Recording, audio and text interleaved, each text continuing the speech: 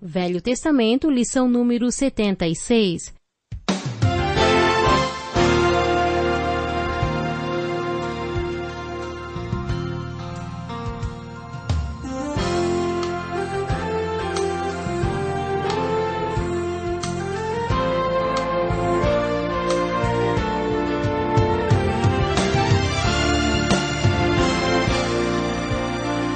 Muitas pessoas têm tido seus sonhos destruídos pela falta de confiança absoluta em Deus.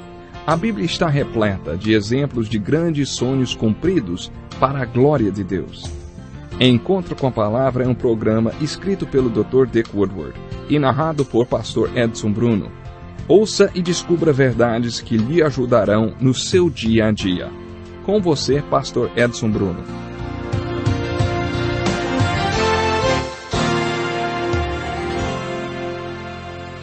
Como é bom estarmos juntos para mais um programa Encontro com a Palavra. Este é um estudo introdutório de toda a Bíblia que já nos trouxe aos livros proféticos do Velho Testamento.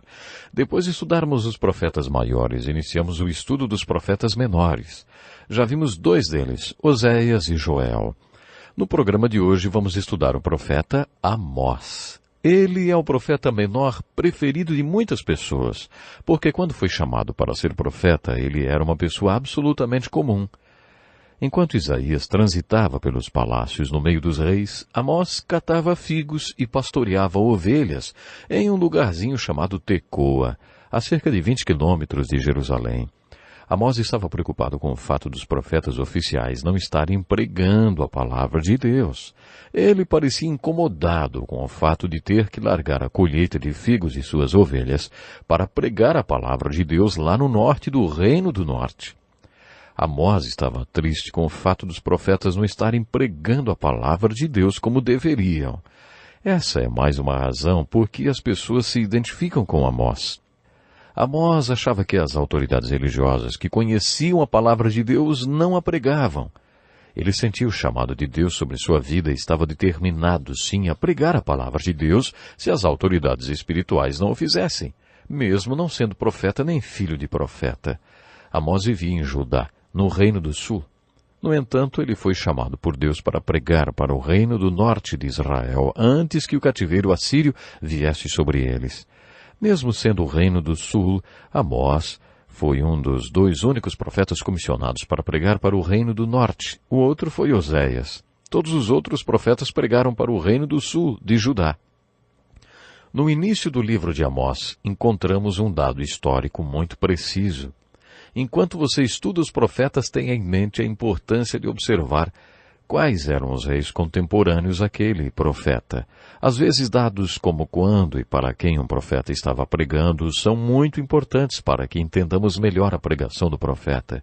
Seguindo a orientação do Espírito Santo, vários desses livros apresentam em sua introdução dados históricos como datas, local de pregação e público atingido por sua pregação. Esse tipo de informação serve para esclarecer melhor por que o profeta pregou aquela mensagem. Apesar desses dados serem importantes, devemos nos lembrar que o mais importante no estudo dos profetas é descobrir qual é a aplicação prática que podemos tirar daquela mensagem. Lembre-se sempre que o que você procura com a leitura dos profetas menores é uma aplicação pessoal para a sua vida.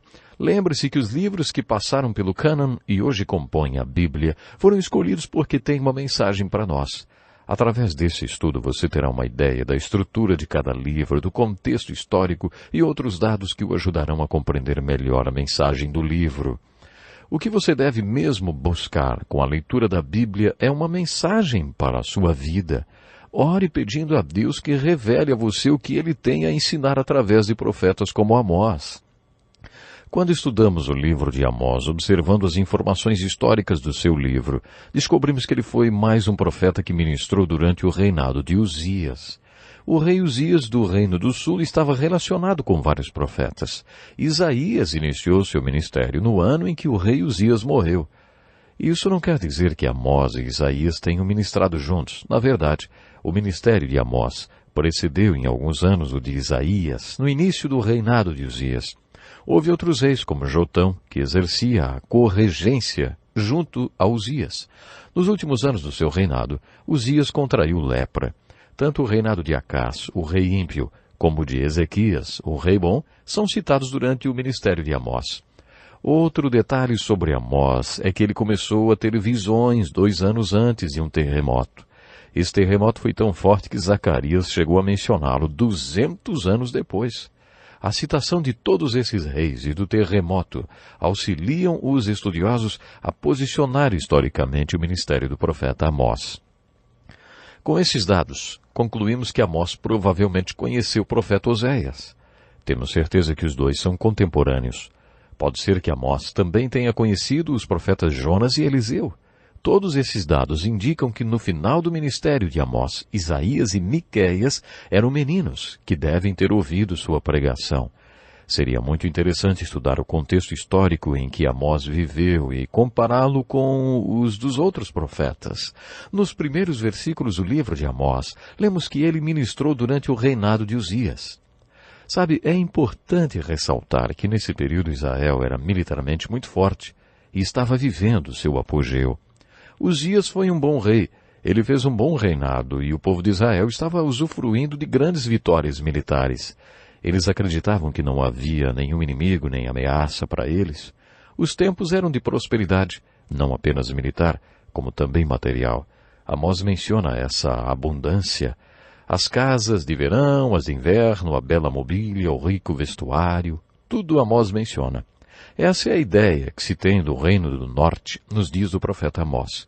O povo de Deus nos Estados Unidos e em muitos países também usufrui de muita abundância e prosperidade.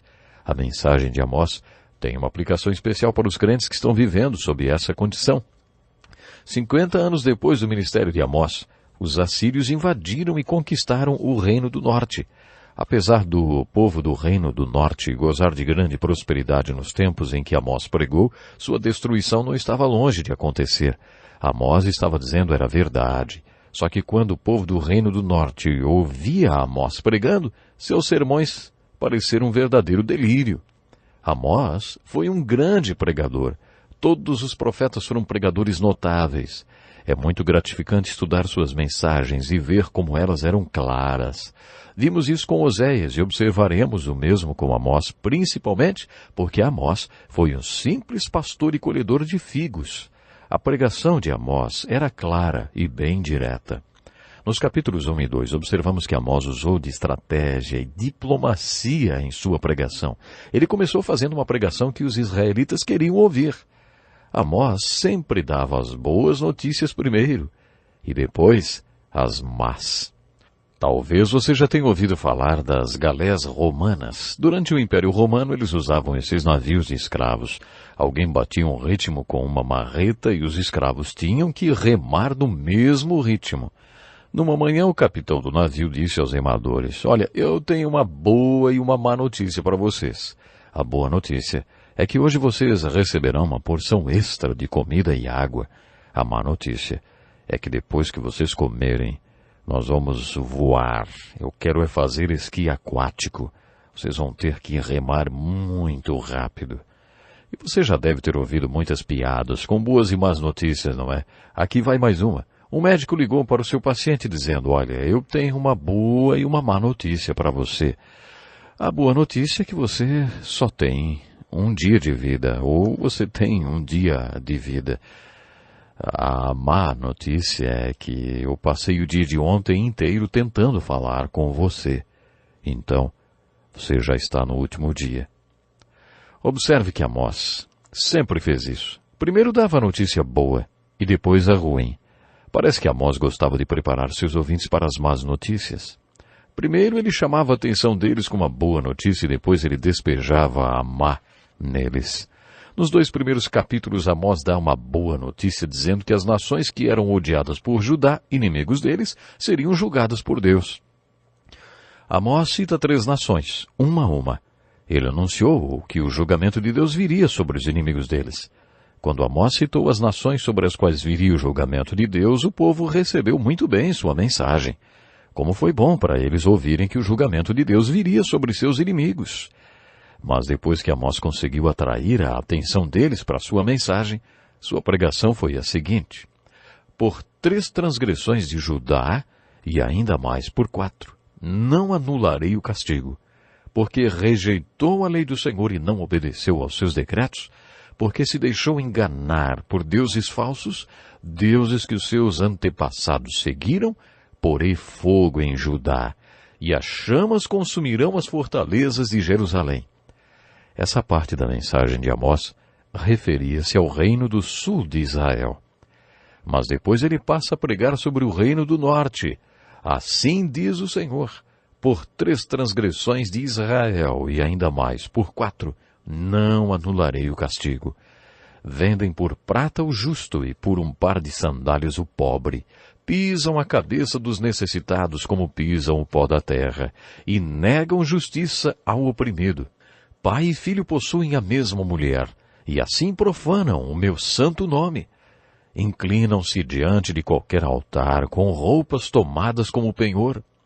No templo do seu Deus bebem vinho recebido como multa. Mas vocês fizeram os nazireus beber vinho e ordenaram aos profetas que não profetizassem. Agora, então, eu os amassarei como uma carroça amassa a terra, quando carrega o trigo. O ágil não escapará, o forte não reunirá suas forças, e o guerreiro não salvará sua vida. O arqueiro não manterá sua posição, o que corre não se livrará, e o cavaleiro não salvará a própria vida. Até mesmo os guerreiros mais corajosos fugirão nus naquele dia, declara o Senhor. Quando Amós pregou sua mensagem para o reino do norte, Israel, o povo deve tê-la ridicularizado, porque ele estava profetizando a derrota deles pelos assírios. Amós mencionou especialistas de guerra, como o arqueiro, o cavaleiro e o guerreiro, que eram o ponto forte do exército do rei Uzias. Entretanto, 50 anos depois, todas suas profecias se cumpriram. É muito interessante acompanhar a maneira como Amós anuncia o julgamento de Deus sobre Judá e sobre Israel. Amós não separa Israel e Judá das outras nações do mundo, mesmo que a maioria dos profetas faça esta distinção. Amós inclui o povo de Israel e de Judá no julgamento que Deus fará a todas as nações. Mas o ponto mais forte da pregação de Amós é que o julgamento de Deus sobre Judá e Israel, especialmente Israel, será mais severo do que o julgamento das outras nações. Isso porque os povos de Judá e de Israel estavam espiritualmente em vantagem em relação aos outros povos. Esse é um ponto muito importante da pregação. Vou explicar melhor por que eles estavam em vantagem. Eles conheciam a lei de Deus, tinham sobre eles as bênçãos e eram ricos material e espiritualmente. Por isso eles também tinham uma responsabilidade maior. De acordo com Amós, a medida ou o grau de sua responsabilidade é diretamente proporcional à medida ou ao grau do seu conhecimento espiritual. Um princípio muito enfatizado nas Escrituras é o que você faz com o que sabe. As pessoas falam muito sobre a idade da razão. A Bíblia não fala muito sobre isso não, mas algumas pessoas acham que essa idade da razão é aos 12 anos, porque foi nessa idade que Jesus foi para o templo. Essa idade é citada 8 vezes na Bíblia. Entretanto, o fator-chave que determina a responsabilidade não é a idade, mas a luz. Quanto de luz você tinha, em quanto de privilégio espiritual, de vantagem espiritual, de conhecimento espiritual você tinha? De acordo com a Bíblia, é essa a pergunta que um dia você vai ter que responder. A mensagem tão importante que Amós queria transmitir a Israel é que o julgamento de Deus estava chegando. É claro que essa foi a mensagem de muitos profetas, e essas mensagens vinham em vários pedaços. No início de suas profecias sobre o julgamento de Deus, eles pregaram: se você se arrepender, o julgamento de Deus pode ser desviado. É importante reparar se, quando eles pregavam retorno e restauração, eles estavam pregando para Israel ou para Judá. Se eles estavam pregando restauração de Deus para Judá, eles queriam dizer duas coisas. Primeira, daqui a 70 anos vocês vão voltar do cativeiro babilônico. Aí, eles já pulam para os finais dos tempos e falam sobre o retorno geográfico de Israel para sua terra, como é hoje o Estado de Israel. Eles também pregaram o retorno espiritual de Israel para Deus, que ainda não aconteceu. Quando profetas como Oséias e Amós pregaram a restauração do reino do norte, sabemos que eles estavam falando da volta do cativeiro assírio. O cativeiro assírio foi o fim de tudo. Eles deixaram isso bem claro. Olha, vocês não voltarão. Não haverá o que os salve. Os profetas sabiam que não haveria retorno do cativeiro assírio, ainda assim eles pregaram restauração. Se eles pregaram a restauração do reino do norte, eles estavam se referindo ao fim dos tempos e à restauração que está acontecendo hoje.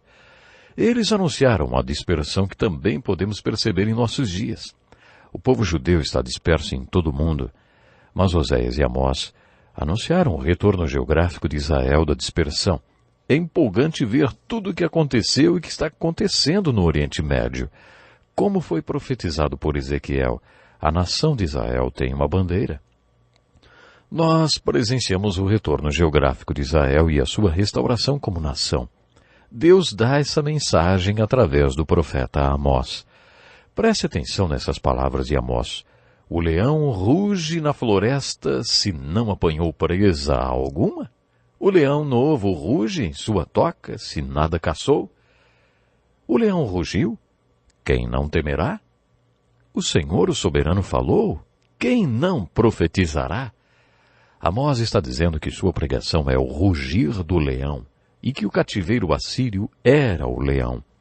Nos primeiros versículos do seu livro, Amós diz ao povo que Deus tentou de várias formas chamar a atenção deles e impedir o cativeiro assírio.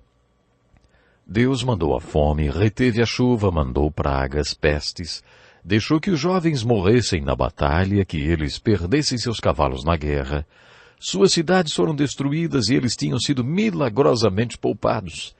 Ainda assim não voltaram para Deus. Por isso Amós prega. O julgamento de Deus está chegando. Depois, por meio de visões, Amós prevê o julgamento de Deus. Essas visões são a base de sua mensagem. Nos capítulos 7 e 8, ele descreve a terrível visão do enxame de gafanhotos que devastaria tudo. Aí então, como Moisés fez, Amós intercede pelo povo e pede a Deus que não mande aquela praga. E Deus atende seu clamor. Depois Amós tem a visão de um grande fogo que destruiria Israel. Novamente Amós clama a Deus e Deus o ouve. A terceira visão é a visão de um prumo do meio de Israel. As coisas começavam a ficar bem sérias. Amós tem a visão do Senhor com um prumo na mão junto a um muro construído de acordo com o prumo. Deus pergunta, o que você está vendo, Amós? Ele responde, um prumo. E Deus continua, veja, estou pondo um prumo no meio de Israel, o meu povo. Não vou poupá-lo mais. Depois, Amós vê um cesto cheio de frutas maduras. Deus pergunta, o que você está vendo, Amós?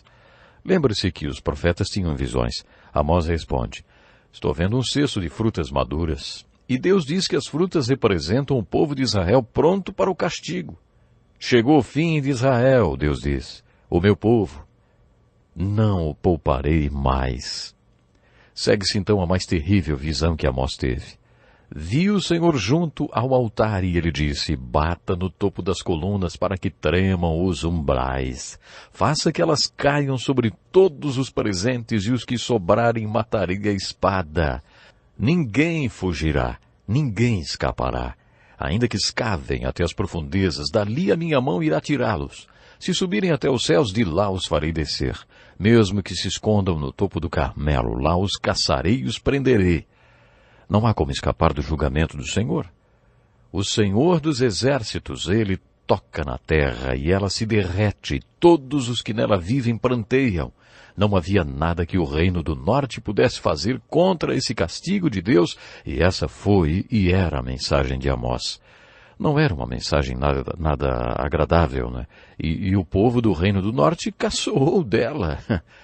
Mas o interessante é que 50 anos depois que Amós a pregou, 50 anos depois que Amós pregou essa mensagem, ela foi cumprida literalmente. Quando Amós partiu para o reino do norte para pregar, os falsos profetas lhe disseram, vá embora, vidente, vá profetizar em Judá. Amós respondeu, eu não sou profeta, nem pertenço a nenhum grupo de profetas. Apenas cuido do gado e faço colheita de figos silvestres. Mas o Senhor me tirou do serviço junto ao rebanho e me disse, Vá, profetize a Israel, o meu povo. Agora ouça então a palavra do Senhor. Você diz, não profetiza contra Israel, e pare de pregar contra a descendência de Isaque. Mas o Senhor lhe diz, sua mulher se tornará uma prostituta na cidade, e os seus filhos e as suas filhas morrerão à espada. Suas terras serão loteadas, e você mesmo morrerá numa terra pagã. E Israel certamente irá para o exílio, para longe da sua terra natal. Aconteceu aqui o mesmo que aconteceu quando um dos falsos profetas contradisse Jeremias. Ele profetizou, assim diz o Senhor, vou tirá-lo da face da terra. Este ano você morrerá, porque pregou rebelião contra o Senhor. 2 meses depois, só 2 meses depois disso, o falso profeta morreu. Às vezes eu não digo que sou ministro porque as pessoas têm um certo temor. Quando as pessoas se opunham à missão do profeta, o profeta profetizava o mal em suas vidas.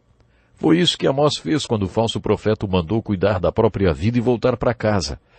A mensagem de Amós era a respeito do julgamento de Deus que estava chegando, mas principalmente a respeito dos pecados daqueles que tinham conhecimento espiritual. Jesus também falou sobre isso. Lemos no capítulo 9 do Evangelho de João, se vocês fossem cegos, não seriam culpados de pecado, mas agora que dizem que podem ver, a culpa de vocês então permanece. Nós nos preocupamos muito com os incrédulos. A Bíblia diz que onde houver a ignorância, a escuridão, então não há pecado. O que causa o pecado é a luz. Onde há luz, há pecado. O que você faz com aquilo que você já sabe, hein? Com o que você conhece? Esta é uma parte importante da pregação de Amós. Amós pregou, vocês israelitas não são para mim melhores do que os etíopes? E a resposta é, sem dúvida, os olhos do Senhor, o soberano, se voltam para este reino pecaminoso.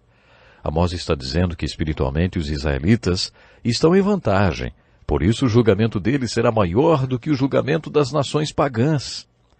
Resumindo, creio que a mensagem de Amós nos mostra várias verdades. Primeiro, que o julgamento está chegando porque o povo de Israel pecou. A segunda parte da mensagem é que eles pecaram mesmo tendo conhecimento espiritual, mesmo estando em vantagem espiritual. Mas a terceira parte da mensagem é sobre restauração. Naquele dia levantarei a tenda caída de Davi. Trarei de volta Israel, o meu povo exilado. Eles reconstruirão as cidades em ruínas e nelas viverão. É muito empolgante ler sobre a restauração do Reino do Norte, porque ela ainda não aconteceu. Quando lemos sobre essa restauração do Reino do Norte, temos certeza que, assim como o povo voltou do cativeiro babilônico, conforme foi profetizado, essa restauração também acontecerá. Quando ouvimos a pregação de restauração de Oséias e de Amós, renovamos nossa esperança na segunda vinda de Jesus Cristo. Por que hoje tantos se interessam pelas profecias das Escrituras e pelo Oriente Médio? Ora, por causa de Israel. Se você quiser se inteirar das profecias hoje, fique de olho em Israel. Paulo e os profetas do Velho Testamento afirmaram que Deus ainda não acabou seu tratamento para Israel. Já vimos parte do cumprimento da profecia, que é o retorno geográfico de Israel. Mas os profetas também pregaram o retorno espiritual de Israel para Deus. Zacarias afirma que os judeus serão pregadores tão bons que 10 homens agarrarão um judeu pelo casaco e dirão, fale-nos sobre Deus, fale-nos sobre Deus. Isso ainda não aconteceu, mas vai acontecer. E você já se voltou para Deus espiritualmente? Não perca o próximo encontro com a palavra. Que lição importantíssima. Obrigado, pastor Edson Bruno. Prezado ouvinte, coloque em prática o que você ouviu aqui.